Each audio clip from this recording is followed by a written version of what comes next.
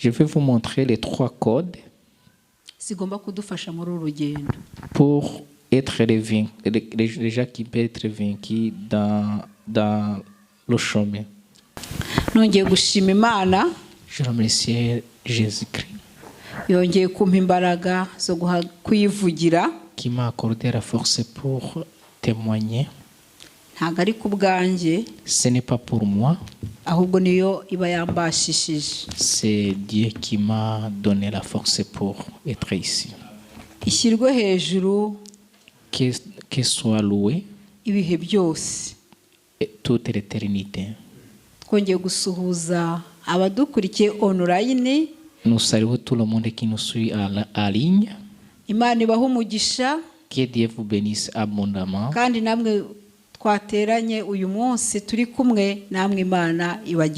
Même ceux qui se trouvent ici dans l'assemblée, que Dieu vous bénisse abondamment. Bien-aimés en Jésus-Christ, je voudrais vous faire un petit rappel que Jésus nous aime. Dieu fait des combats pour nous. Il faisait beaucoup de combats que nous n'arrivons pas même à combattre.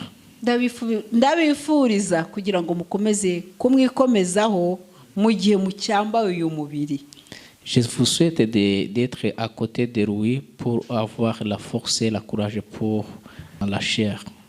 Alléluia. Amen. Que Dieu vous bénisse. Umutwe w'amagambo uravuga ngo Yesu ashaka ko tubana nawe muri byose. Le titre du message d'aujourd'hui, Dieu veut que nous pouvons vivre avec lui dans tout et partout. Kuki Yesu ashaka ko tubana nawe muri byose? Pourquoi Jésus veut que nous pouvons vivre avec lui partout et en tout?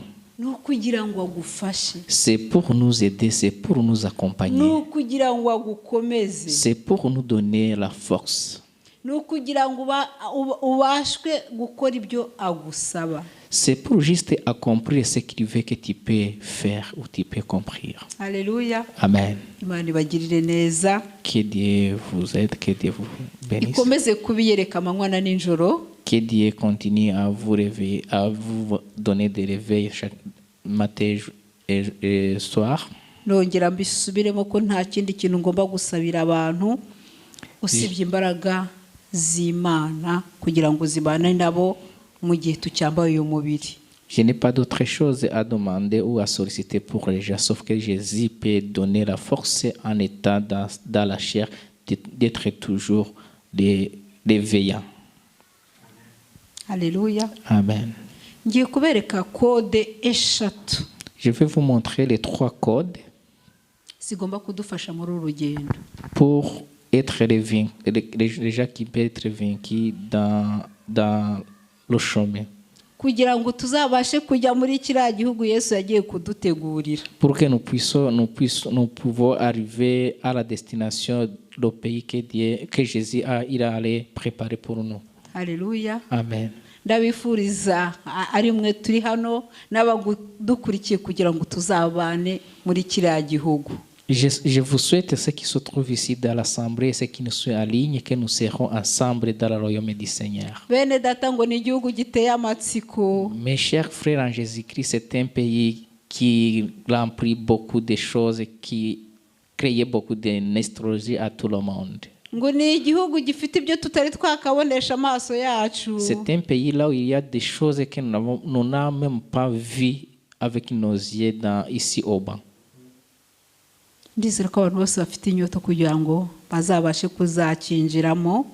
Je sais que tout le monde a des curiosités pour être dans le royaume du Seigneur. Ariko kugira ngo tukinjiremo hari code.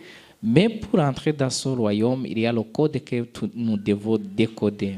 Ni uhaye umuntu ugomba gufata ufite ikarite ya banki cyangwa se carte d'identité bisaba code. No mu gihugu cyo mwijuru haramba code asabwa kugira ngo tuzabashe kuyakoresha tuzabashe kuzagerayo. Si vous savez très bien que dans nos cartes bancaires, même dans les cartes d'identité, il y a le code, c'est presque la même chose que même pour arriver dans le royaume du Seigneur, il y a le code qu'on doit décoder pour aller dans ce royaume. Reka dusome muri Yohana igice cya 15. Nous allons lire l'évangile selon Jean, chapitre 15. Turahasoma umurongo wa 4. On va lire l'office que la 4e verset, évangile selon Jean, chapitre 15, verset 4. Kode ya mbere. C'est la première code. Mugume muri nge nanjye ngume muri mwe. En français, s'il vous plaît. Demeurez en moi, comme moi en vous, tout comme le sarment ne peut de lui-même porter du fruit s'il ne demeure dans la vigne, vous non plus, si vous ne demeurez pas en moi. Amen. Alléluia. Amen. Yesu ashaka kuguma muri we nawe kwaguma muri weho nawe ukaguma muri we. L'objectif de notre Seigneur, c'est qu'il veut que tu dois demeurer à lui et lui, il demeure à toi. Iyo ni kode ya mbere. Ça, c'est la première code. Imana itugirire neza. Yesu ashaka ko guma muri weho. La première code, Jésus veut qu'il peut rester toujours dans votre cœur. Nawe ukaba muri we. Et toi aussi, tu demeures en Jésus-Christ. Code ya kabiri iraboneka Jean. La deuxième code, c'est dans l'évangile selon Jean. 15 umurongo wa 7. 15 verset 7. Alléluia. Amen. Nimuguma muri nge amagambo yanjye akaguma muri mwe musabe icyo mushaka cyose muzagihabwa. En français, s'il vous plaît. Si vous demeurez en moi et que mes paroles demeurent en vous, demandez tout ce que vous voudrez et cela vous arrivera. Amen. Yesu ashaka ko amagambo ye aguma muri wowe. Ce que Jésus veut, c'est que sa parole reste toujours dans vous, demeure toujours en vous. Kandi kugira ngo akugumemo nuko ayo magambo akugumemo nuko guma Yesu agomba gutura muri weho. Pour que la parole soit demeurée en toi, c'est que Jésus lui-même doit toujours demeurer à toi. Alléluia. Amen.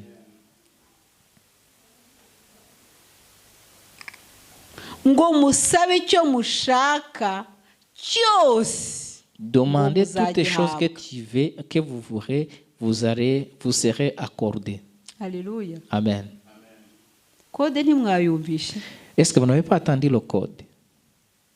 Amagambo Yesu ngo nakugumamo. Si la parole de Jésus demeure toujours en vous, Ngo icyo uzasaba cyose toutes choses que tu vas demander, uzagihabwa. automatiquement tu vas le recevoir. Alléluia. Amen. Imana itugirire neza. Amen. Ntitubyuka mu gitondo twiyuha kuyadushakisha hirya no hino. Vous savez que dans la vie quotidienne, chaque jour, on se réveille très tôt le matin pour aller chercher comment vivre. Muri Yesu harimo byose. Mais en Jésus-Christ, il y a tout.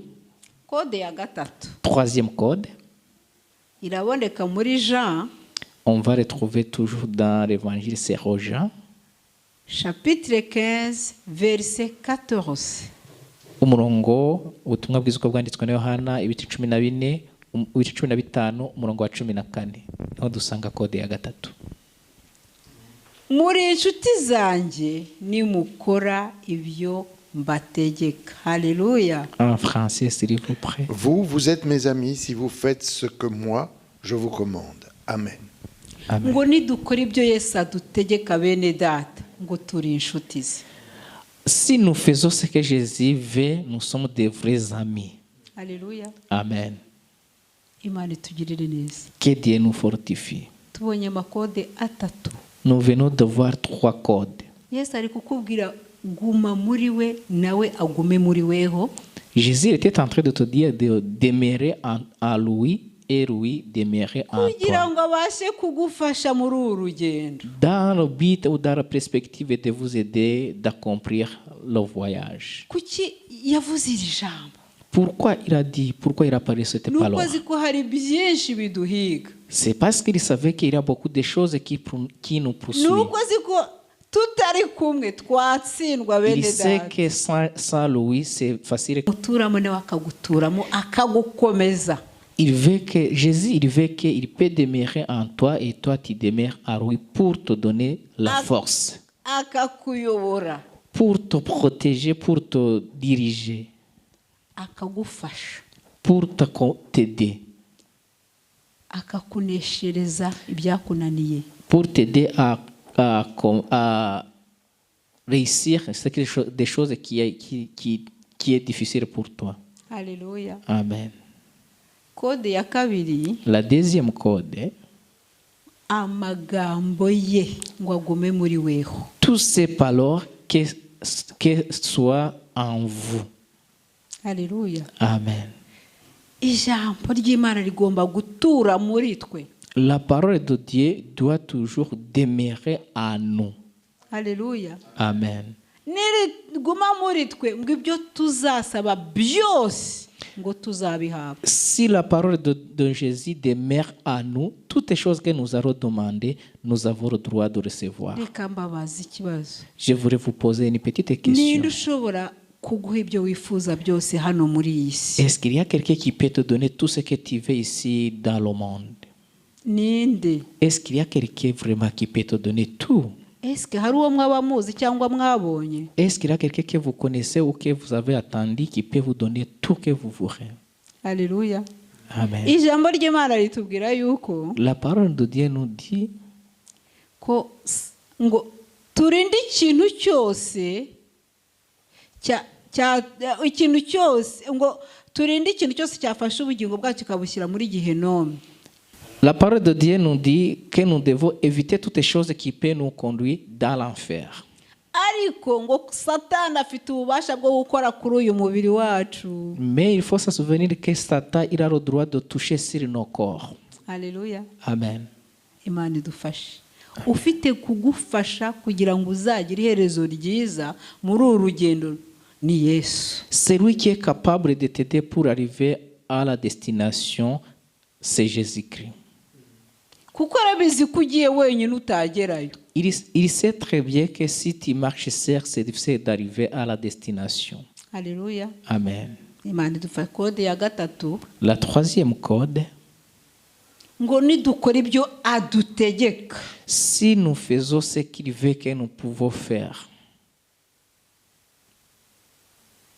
Ngo turi inshuti ze. nous sommes des meilleurs amis. Haleluya. Amen. Tuve mu mwuka tujye mu mubiri. Alors, quittez l'esprit venant dans la chair. Inshuti yawe mu buzima bwa buri munsi. Un ami dans notre vie quotidienne, dans la vie journalière. Ushyire imbere L'ami qui est devant parmi les autres. icyo agutegeka cyose uragikora.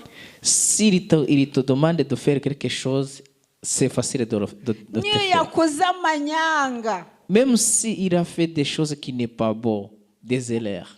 ukaba wajya kumudenonsa, Ukaba ushobora kujya kumurega, ibyo wamusaba byose arabiguha tout ce que tu demandes, c'est facile que tu peux le faire. kugira ngo umuhishire. Pour au moins cacher ses erreurs ou ses fautes. Haleluya. Amen. Imana idufashe tugirire neza. Que Dieu nous aide, que Dieu nous fortifie. Inshuti z'umusaraba, Mes chers amis en Jésus-Christ, ari abadukurikiye n'abo turi kumwe aha ceux qui ngaha, nous suivent en ligne et ceux qui nous sommes ensemble ici dans l'Assemblée, aya makode tugomba kugendana nayo. ces trois codes, nous devons toujours marcher ensemble avec ça. Nta wundi uba ushobora kuzadufasha kugira ngo tuzagire iherezo ryiza ni Yesu. Personne ne peut nous aider pour arriver à la destination sauf Jésus-Christ qui peut nous accompagner. Garukira hafi niba uri kugenda wenyine. Je te demande si tu étais en train de marcher seul, de retourner, de s'arrêter là-bas. Garuka ufate Yesu aho wamusize wongere umufate umukomeze. Retourner pour prendre Jésus pour qu'il puisse t'accompagner dans ton parcours. Agendane nawe, Qu'il marche avec toi. akubashishe, Qu'il te donne du courage et de la force. abe inshuti yawe. Qu'il devienne ton vrai ami. ibyo uzamusaba byose tout ce que tu vas demander à Jésus, ngo azabiguha. il va te donner. Nta excuse dufite imbere y'Imana. Nous n'avons pas aucune excuse devant Dieu. Hari umuntu yatwohereje kugira ngo ibyo twifuza byose uyu mubiri wifuza abashe kubiduha. Dieu nous a donné quelqu'un qui va nous donner tout ce que nous voulons dans notre vie. Uzajya imbere y'Imana wireguza iki? Nous n'avons pas aucune excuse devant notre Dieu. Alléluia. Amen. Dukomeze Nous allons continuer. tujye mu Bafilipi.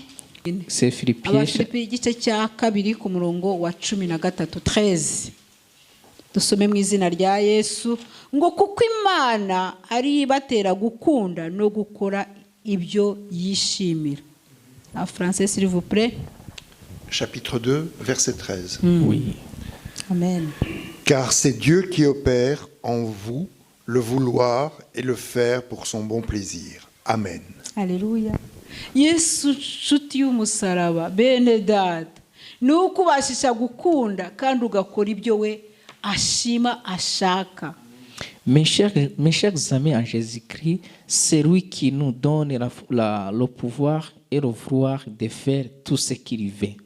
Ni ukubashisha gukora ibyo we yishimira. C'est lui qui te donne la force de faire tout ce qu'il veut, tout ce qu'il veut que tu peux faire. Alléluia. Amen. Zira kode eshatu turazikeneye mu. Ces 3 codes, nous avons besoin de ça dans notre vie quotidienne. Alléluia. Amen. Nusiga Yesu uzakora irari umubiri wawe ushaka. Si tu abandonnes Dieu, tu vas travailler selon les besoins de votre chair. Alléluia. Amen. Dukora ibyo Yesu yishimira kubera ko adutuyemo. Nous accomplissons la volonté de Jésus parce que Jésus demeure en nous. Alléluia. Amen. Niyo hagize ibiza kuturwanya. S'il y a quelque chose qui vient pour nous combattre, Araturwanira. c'est lui qui fait le combat pour nous. Ngo nitugendera mu ijambo rye. Si nous marchons dans sa parole, ngo ibyo tuzasaba byose byose twifuza tuzabihabwa. Tout ce que nous allons demander, nous avons le droit de l'avoir. Alléluia. Amen. Imana idufashe Que Dieu kandi nous aide. twambike imbaraga Que Dieu nous donne kugira du ngo courage tubashe gukomera muri uru rugendo tudatsinzwe n'umwanzi Satani. pour que nous pouvons arriver à la fin de la destination sans être vaincus par le diable. Nshuti za Yesu, hanze hari byinshi uyu mubiri wifuza. Mes chers amis en Jésus-Christ, ici en dehors, il y a beaucoup de choses que notre chair veut. Kugira ngo ubashe kubinesha. Pour que tu peux vaincre toutes ces Ukwezi agomba choses, gutura muri wewe.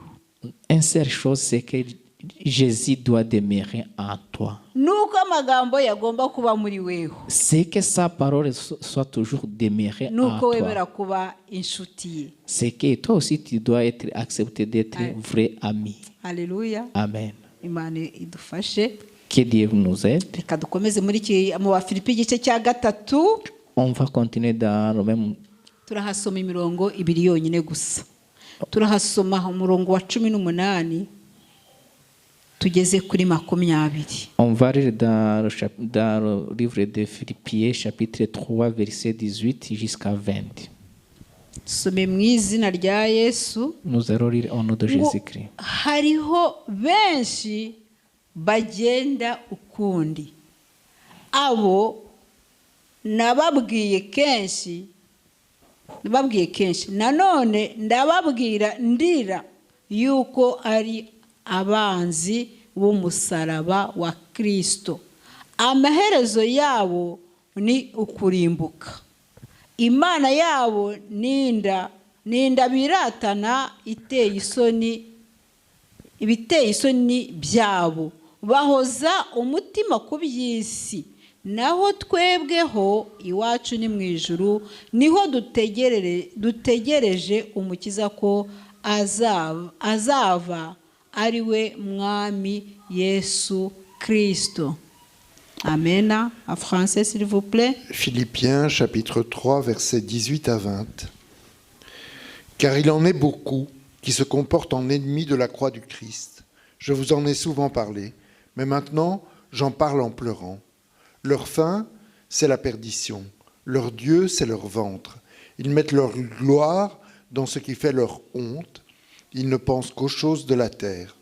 Quant à nous, notre citoyenneté est dans les cieux. De là, nous attendons comme sauveur le Seigneur Jésus-Christ. Amen. Alléluia. Amen. Ngo iwacu ni hehe bene da? Chez nous, c'est où, mes chers amis? Iwacu ntabwo ari hano, ni mu ijuru. Chez nous, ce n'est pas ici, c'est au ciel. Ijambo ritubwiye ko ngo hari abandi bagenda kundi. La parole nous dit qu'il y a les autres personnes qui marchent d'une autre manière. Bivuga ko Yesu atari kugendana nawe, utagendera mu ijambo rye, utari inshuti ye, uba ugenda ukundi. Pour dire que si tu ne marches pas dans la parole, si tu ne marches pas, tu ne marches avec Jésus, ça veut dire que tu commences à marcher d'une autre manière. Uri wenyine. Tu es seul, tu marches seul. Uri gukora ibiteye isoni. Tu commences à faire des choses qui n'est pas bon. Uri gukora ibyo uyu mubiri wawe uri kugusaba. Tu commences à faire tout ce que la chair veut que tu fais. Alléluia. Amen. Hari abandi ngo bari kugenda ukundi. Il y a d'autres personnes qui marchent selon leur volonté. Niyo mpamvu nababwiye nti niba uzi ko Yesu mutari kugendana nawe uyu munsi erega. Aujourd'hui, je vous dis, si vous savez que tu étais en train de marcher sans Jésus, subira hahandi wamusize retournez umufate wongere là où tu kugenda. as abandonné Jésus et puis récupère votre Jésus et puis vous continuez à marcher avec lui. Erega akakuka turi gukoresha ni kubw'ubuntu bw'Imana, inyongera duhawe. Le souffle que nous sommes en train de souffrir, c'est le bonus que nous avons reçu pour notre Jésus. Gira umwete. Ayez le courage Wongere umufate umukomeze. pour au moins récupérer Jésus dans votre vie. Haleluya. Amen. Kuko twebwe hano si iwacu. Ici, ce n'est pas chez nous. Abagenda ukundi ngo bahoza umutima ku by'isi. Les gens qui marchent comme ils veulent, toujours leur souhait se trouve ici au banc sur les besoins du chair. Ariko twebwe abagendana na Yesu. Mais nous qui marchons selon la volonté de Ibyacu Dieu, bihishwe hehe mu ijuru. nos pensées, nos besoins se trouvent au ciel. Dufite inyota yo kuzabibona. Nous avons soif d'avoir tout ce qui se trouve au ciel. Dufite amatsiko yo kuzareba icyo gihugu. Nous voulons toujours, nous avons le souci de voir comment notre royaume est. Alléluia. Amen. Ngo nimuguma muri njye amagambo yanjye. Si vous demeurez en moi et ma parole demeure en vous, Ngo munsabe icyo mushaka cyose demandez toutes les muzagihabwa. choses que vous voudrez, vous avez le droit de l'en avoir. Ni ukuri uyu mubiri udusaba ibintu byinshi. Mes chers amis, le corps nous demande beaucoup de choses. Ugomba kugufasha nta wundi ni Yesu. Quelqu'un qui peut t'aider, sauf Jésus, c'est Jésus seul qui peut t'aider. Alléluia. Amen. Imana itugirire neza. Que Dieu nous aide, que Dieu nous fortifie. Reka twongere dusome umurongo uboneka muri Yeremiya. Nous allons lire un autre verset qui se trouve en Jérémie.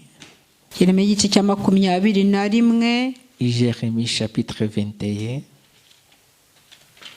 Umurongo wa 8 wonyine 8e verset. niwo dusoma. Nous allons lire un seul verset. 21. Jérémie 21, verset 8. Ngo kandi ubu bwoko uzabubwira uti uku niko Uwiteka avuga ngo dore nshyize imbere yanyu inzira y'ubugingo n'inzira y'urupfu ngo mwihitiremo. 8. Quant à ce peuple, tu lui diras, ainsi parle le Seigneur, je mets devant vous le chemin de la vie et le chemin de la mort. Amen. Ngo twashyizwe inzira ebyiri imbere yacu. Ici devant nous, il y a les deux chemins. Abari kugenda ukundi bishakiye. Les gens qui marchent selon leur volonté. Hari n'abandi bari ngo bari kugendana na Yesu. Il y a d'autres personnes qui marchent selon la volonté de Jésus. Abo bantu bose ntago bari kujya hamwe. Toutes ces catégories de personnes n'arrivent pas dans la même destination. Ijambo ry'Imana raritubwiye. La parole de Dieu vient de nous dire. Yatubwiye ko abagenda uko bishakiye amaso yawo ngo ahanze iby'isi, ashyira imbere iby'isi, ashaka iby'isi. La parole de Dieu veut de nous dire que toutes les personnes qui marchent selon leur volonté, ses yeux sont fixés sur les besoins du chair, les besoins d'ici au monde. Abanyura ngo mu nzira itanga ubugingo ngo bahanga amaso ijuru. Les gens qui marchent dans le chemin qui allait au ciel, toujours fixent leurs yeux dans le royaume. Ese ni iyihe nzira waba warahisemo? Est-ce que quel chemin que tu as choisi? Yaba ari iy'urupfu cyangwa yaba ari iy'ubugingo? C'est le chemin de la vie ou c'est le chemin de la mort? Iki ni igihe cyo kwisuzuma. Ça c'est le moment pour de faire l'introspection. Twahawe kode eshatu. Nous avons eu 3 codes. Niba izo zose utazifite, si tu n'as pas ces 3 codes, garukira hafi. Retourner en état très proche. Garukira hafi. Retourner en état très proche. Yesu yaze kudupfira kugira ngo tuzabashe guhabwa ubugingo buhoraho.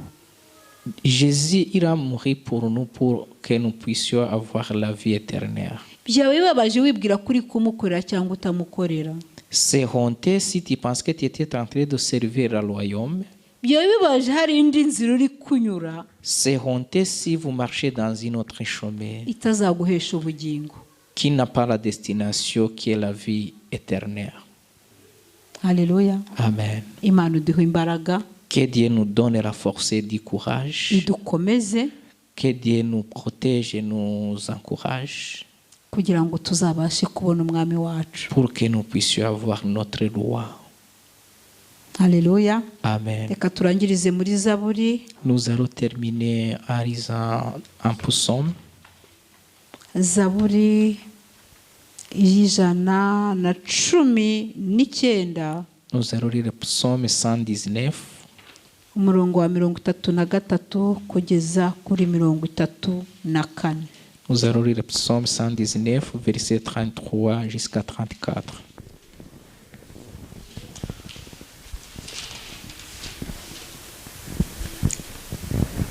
Dusome mu izina rya Yesu. Nous allons lire au nom de Jésus-Christ. Uwiteka ujye unyigisha inzira y'amategeko wandikishije kugira ngo nyitondere kugeza ku mperuka. Umpe ubwenge kugira ngo nitondere amategeko yawe, nyitondereshe umutima wose. Psaume 119, versets 33 et 34. Enseigne-moi, Seigneur, la voie de tes prescriptions, pour que je les garde jusqu'à la fin. Donne-moi l'intelligence pour que je garde ta loi et que j'observe de tout mon cœur. Amen. Alléluia. Yesu ni ufite ububasha n'ubushobozi bwo kukwereka inzira ugomba kunyuramo, mwene data. C'est Jésus qui est capable de te montrer la voie que tu dois prendre. Kugira ngo uzabashe kugera ku mperuka. Pour que tu puisses arriver à la destination. Kugira ngo uzabashe kugira iherezo ryiza. Pour que tu puisses arriver à avoir un bon fin. Niyo mpamvu ugomba kugendana nawe.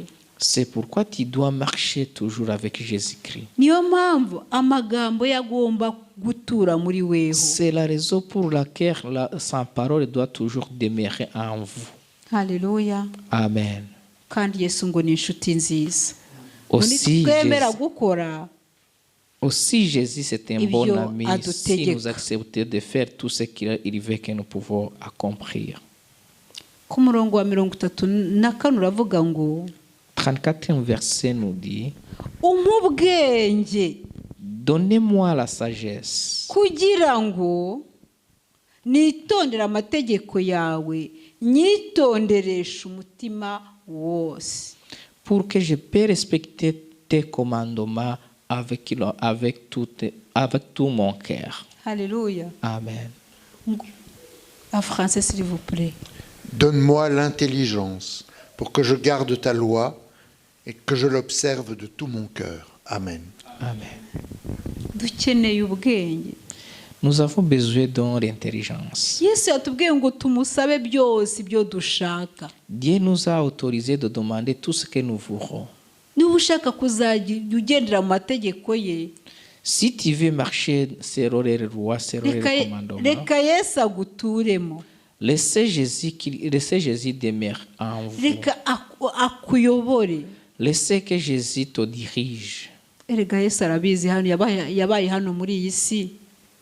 Jésus sait tout ce qui se passe ici parce qu'il a vu ici au monde. Niba tutari kumwe nawe, Si vous n'êtes pas ensemble avec Jésus-Christ, mu gihe tucyambaye uyu mubiri, dans le moment où nous portons encore la chair, ntituzagerayo. c'est difficile que nous avons arrivé à la destination. Ariko mu gihe tucyambaye uyu mubiri, Mais au moment où nous portons nos chairs, akaba atuye muri twe, alors qu'il demeure en nous, niwe uguha buno bwenge, c'est lui qui va nous donner la sagesse. niwe ukubasha gukora ibyo yishimira, C'est lui qui nous donne la force pour faire tout ce qu'il veut. akagukomeza, C'est lui qui nous fortifie. akazakugeza ku mperuka. C'est lui qui va nous amener jusqu'à la destination. Haleluya. Amen. Imana ibagirire neza, Que Dieu vous bénisse. ibakomeze, Que Dieu vous fortifie. ikomeze kubuzuza ibyayo Que Dieu continue by'ubwenge, à vous remplir ses sagesses, ses paroles, kugira ngo tuzagire iherezo ryiza. pour que nous puissions avoir un bon Guma muri finalité. Yesu, nawe agume muri wewe. Demeurez toujours en Jésus-Christ et Jésus-Christ demeure toujours en vous. Amagambo ye ature muri wewe. Tous ces paroles demeurent en vous. Ngo ibyo uzamusaba byose azabiguha. Toutes les choses que tu vas demander, Niwemera nukora ibyagutegetse, si tu fais tout ce qu'il te recommande de faire, ngo uri inshuti ye. tu es un bon ami. Niba twarahisemo kuyoborwa na Yesu, Si tu as déjà choisi d'être dirigé, commandé par Jésus-Christ, mureke tureke akomeze kutuyobora, laissez-lui de continuer à nous diriger. akomeze kubana natwe muri iki bihe, Laissez-nous, Jésus, nous accompagner dans ces moments kugira ngo tuzabashe kunesha pour que nous puissions vaincre, mu bihe dusigaje kuba hano kuri iyi si. pour que nous puissions vaincre dans le moment qui nous Mumenye- reste ici au monde. mumenye ko twahishwe ikintu gikomeye. Mes chers amis, souvenez-vous que nous sommes cachés une chose qui est très importante. Ntago tuzi igihe tuzatahira. Nous ne savons pas notre dernier jour. Hari abantu bari guprofita iyi si Il y a des gens qui étaient en train de profiter le monde. ngo bazakizwa ejo cyangwa se ngo bazemerera Yesu ejo. Ils pensent qu'ils vont accepter Jésus-Christ demain ou après-demain. Imana ibagirire neza kandi ibaha imbaraga. Que Dieu vous donne la force et du courage. Nawe wamumenye umufite, Et toi qui as déjà accueilli Jésus-Christ comme sauveur, mukomereho, gardez Jésus dans ton cœur. kuko ntago ari benshi bagira ubwo buntu. Ce n'est pas tout le monde qui a trouvé cette grâce d'avoir Jésus-Christ comme sauveur. Ni by'igiciro kinini. C'est une chose qui est très merveilleuse. Yesu yicaye ku ntebe y'imbabazi, Jésus assis sur le trône du pardon. arabakunda, Il vous aime beaucoup. icyo yifuza ni uko muzabana nawe Ce qu'il voudrait, c'est que nous pouvons vivre avec lui muri kiriya gihugu yagiye dans kudutegura. le royaume là où il était en train de préparer pour nous. Imana ibaha umugisha, Que Dieu vous bénisse. ibuzuza imbaraga zayo. Que Dieu vous remplisse son Saint-Esprit. mwene data Imana imuhe umugisha. Le serviteur de Dieu, que Dieu lui bénisse. Imana ikomeze imwagure. Que Dieu toujours commence à regrandir, à refortifier. Imana imwuzuza ijambo ryayo mu mutima we. Que Dieu continue à remplir sa parole dans sa cœur. Kandi umwami abe muri we. Que la roi demeure en lui. Kugira ngo abashe gukomeza gukorera ubwami bwe. Pour qu'il puisse continuer à travailler pour le royaume du Seigneur. Imana imuhe umugisha mu buryo bw'umwuka. Que Dieu lui bénisse d'une façon spirituelle. Kandi Imana imuhe umugisha no mu buryo bw'ibifatika. Que aussi lui bénit même dans la vie courante et toutes les choses qui est palpable. Alléluia. Amen. Namwe mwumvise ijambo ry'Imana, Et tout le monde qui a suivi la parole de Dieu, namwe mwari ibyo kurya by'umwuka, et tout le monde qui a mangé la nourriture spirituelle, Imana namwe bagirire neza. que Dieu vous bénisse, que Dieu vous fasse du bien. Uwumva ijambo rikamuhindura, Celui qui écoute la parole et que la parole lui transforme, uwo niwe uhinduka umwana w'Imana. celui qui devient l'enfant de Dieu. Koko jambo wahoranye n'Imana, Car la parole qui était avec Dieu, kuko agira ubuturo muri wowe. il doit demeurer en toi. Amen. Amen.